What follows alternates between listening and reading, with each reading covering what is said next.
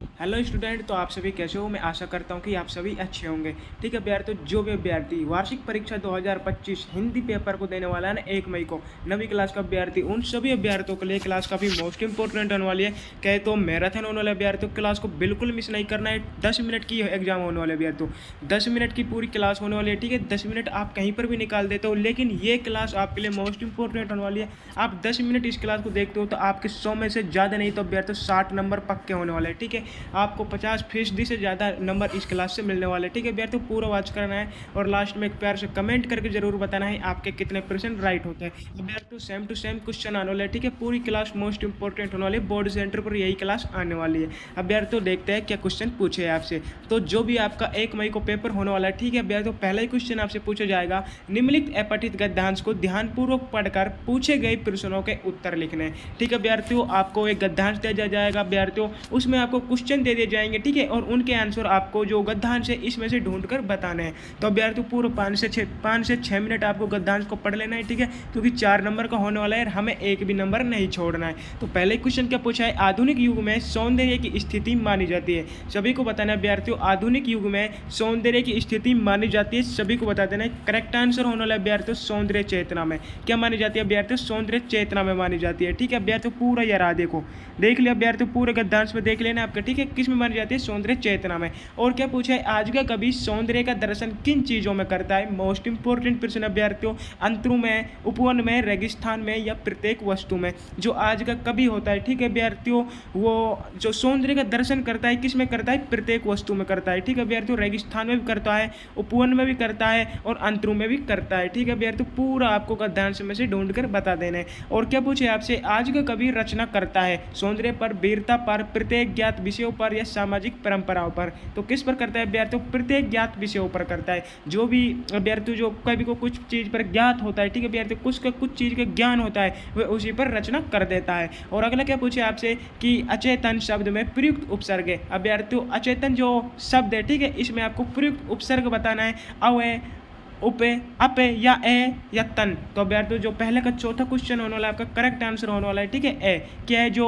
आपका अचेतन शब्द है, ठीक है, इसमें प्रयुक्त उपसर्ग है अभ्यर्थियों, क्या होने वाला है, ए होने वाला है। ठीक है, ए प्लस चेतन, ए या ए धन चेतन। ठीक है अभ्यर्थियों, जो ए है आपका ये उपसर्ग होने वाला है। ठीक है, पूरा आपको देख लेना है। अगला क्वेश्चन और क्यों बढ़ते हैं अभ्यर्थियों, अथवा में आपसे क्या पूछा है अभ्यर्थियों, अथवा में आपको गद्यांश दिया हुआ है। ठीक है, इसको भी आपको पूरा पढ़ लेना है 5-6 मिनट। और आपको 4 क्वेश्चन दिए हुए अभ्यर्थियों, आप उसको भी कर सकते हो या इसको भी कर सकते हो, आपको पूरे 4 नंबर मिलने वाले हैं। अभ्यर्थी जो भी आपको अच्छा लगे, ठीक है, शुरू में आपको देख लेना है कौन सा सरल लग रहा है आपको, आप कौन से गद्यांश के चारों क्वेश्चनों को सॉल्यूशन करने वाले कर पा रहे हो। ठीक है, उसी को आपको करना है। तो लकड़ी का प्रतिरूप किसे बताया गया है, तो अभ्यर्थी जो लकड़ी है, ठीक है, इसका प्रतिरूप किसे बताया गया है, कोयले को, गैसों को, कांच को या यंत्रों को। तो राइट आंसर होना अभ्यर्थियों कोयले को बताया गया है। जो लकड़ी है, ठीक है, किसका प्रतीक बताया गया है अभ्यर्थियों, कोयले का प्रतीक बताया गया है। और क्या पूछे आपसे, जीवनदायिनी कौन सी गैस को कहा गया है अभ्यर्थियों, जीवनदायिनी कौन सी गैस को कहा गया है, बिल्कुल करेक्ट आंसर होने वाला है ऑक्सीजन। अभ्यर्थियों जो मनुष्य है, ठीक है, कौन सी गैस ग्रहण करता है, ऑक्सीजन गैस ग्रहण करता है। ठीक है, छोड़ता कौन से, कार्बन डाइऑक्साइड।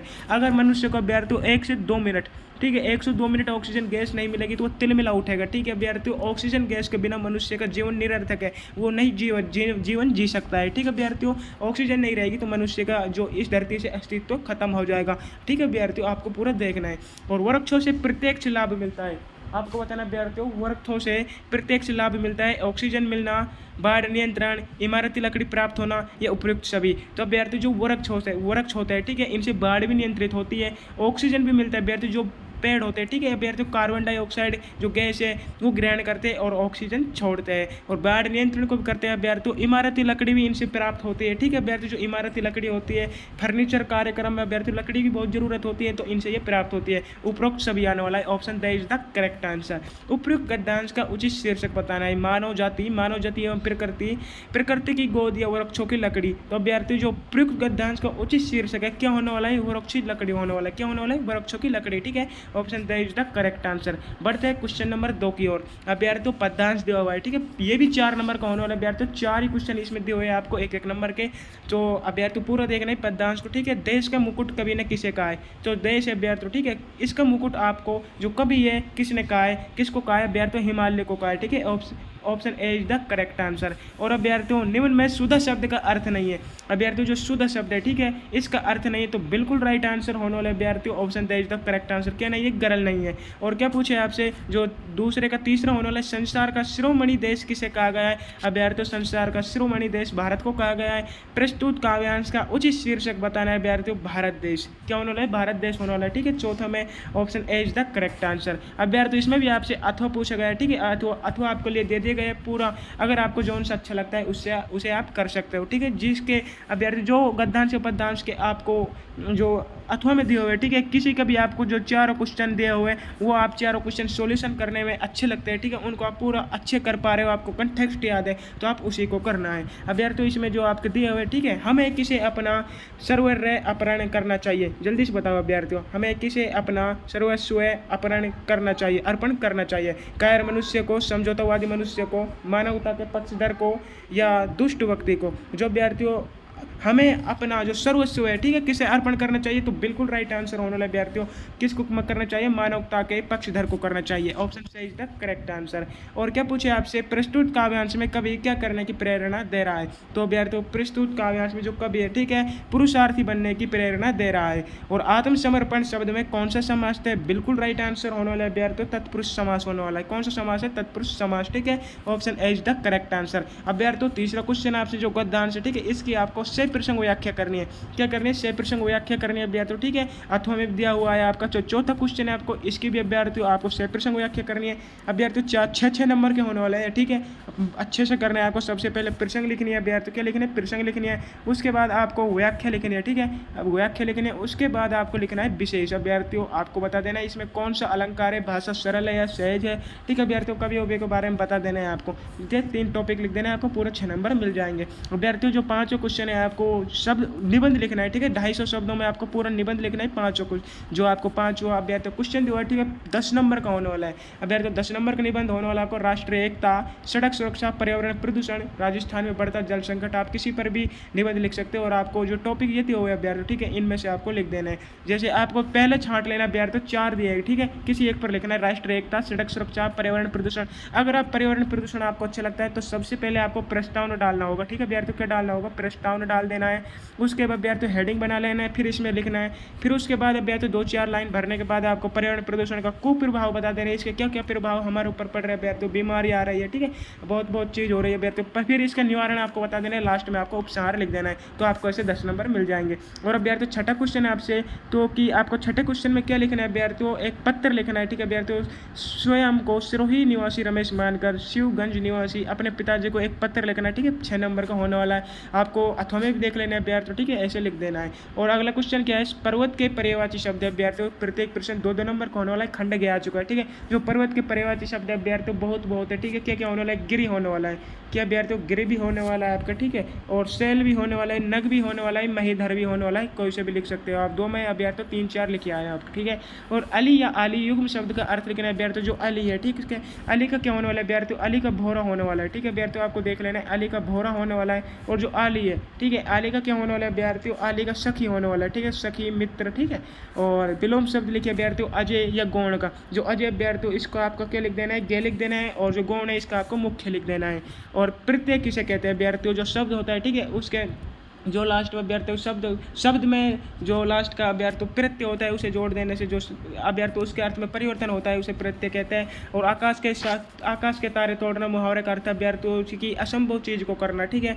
जो अभ्यर्थियों असंभव चीज़ है, ठीक है, उसको उस कार्य को करना आकाश के तारे तोड़ने के समान है। और कर्ता कारक को उदाहरण सहित स्पष्ट करना है आपको, ठीक है अभ्यर्थियों। और आपसे पूछा है वाक्य कितने प्रकार के होते हैं? 3 प्रकार के होते हैं, सरल वाक्य, संयुक्त वाक्य, मिश्र वाक्य। और निम्न प्रश्नों में सही उत्तर का चयन करना है। 14 क्वेश्चन अभ्यर्थियों 5 नंबर का होने वाला है, ठीक है, ध्यान से देखना है। तो कुची का अर्थ है बिल्कुल राइट आंसर होने वाला अभ्यर्थियों, option the is the correct answer. बचाओ शालीम अली थे अभ्यर्थियों। जो शालीम अली कौन थे? ठीक है, जल्दी बता देना है, पक्षी विज्ञानी थे अभ्यर्थियों। ईश्वर का निवास स्थल है, मानव हृदय, मंदिर, मस्जिद, तीर्थ स्थान और काबा, कैलाश। तो बिल्कुल राइट आंसर होने वाला है अभ्यर्थियों मानव हृदय। गाँव के खेतों में दूर दूर तक कोमल हरियाली फैली है, तो बिल्कुल राइट आंसर होने वाला है अभ्यर्थियों। क्या होने वाला है? मखमल की तरह, ठीक है। इस जल प्रलय में नामक पाठ के लेखक कौन है? तो अभ्यर्थियों कौन है? सभी को बताना है। फणीश्वर नाथ रेणु, इनका जन्म 1921 में हुआ है, मृत्यु 1977 में हुई है। ठीक है विद्यार्थियों, इनकी आपको रचना लिख देनी है, बहुत सारी रचनाएं विद्यार्थियों। ठीक है, और 15 क्वेश्चन आपसे क्या पूछा है, 10 नंबर का होने वाला है 15 क्वेश्चन। ठीक है, पूरे ध्यान से देखना है कि निम्नलिखित अति लघुतरात्मक प्रश्नों को उत्तर देने।